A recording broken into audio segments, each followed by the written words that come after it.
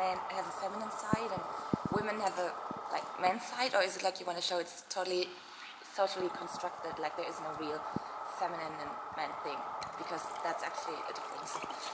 It's very philosophical what you're asking. It's a bit all of that. But when you make a kind of statement like that in your head, again, I can, like when I present the piece, for example, in Russia, people saw it as a manifest to defend homosexuality. When you do it, again, that's what I mean. It's a piece, any kind of piece, will always have a kind of perception that is very different depending on who's watching it and why you're watching it. I believe very strongly that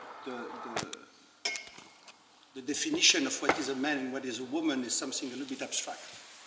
And yes, well, we know that we have some things that you don't have and opposite. But biologically, I do believe anthrocanto also mean that, it's like another way of seeing things. We can support the idea that the border of what defines a man and a woman is not so clear, and I think it's wonderful like that. And I think it's something very especially true in dance world.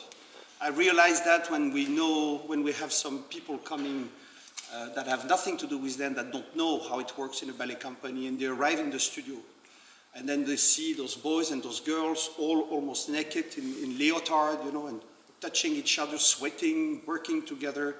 For us, we don't even think about it anymore. But people that come in there, they're very surprised. They even ask you sometimes some strange question, like when we do some love pas de deux or things like that. They might even ask you if it's.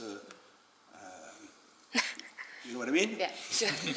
We don't even ask this, we don't even think about that. Yeah. And what I mean through that, because I believe dance is truly heavily erotic, I think there is a dimension in the work of the body that brings out a part that is very erotic in the dance. And yeah, again, this border is very, not confused, but it melts. And that's what I think it's very nice. Although I don't believe in, like we had in the last 10 years or so, some proposal where the sexuality of the dancer used to disappear. Neither man, neither woman. I think it's nice when you feel the difference between. But you can feel the fascination of each sexual side for the others. That's a bit the point. But that's also, when you do a choreography, there's the meaning of what you do, it's how much you are inspired by eventually a music or an idea, and then there's also the pleasure of building a picture. It's a frame, the stage.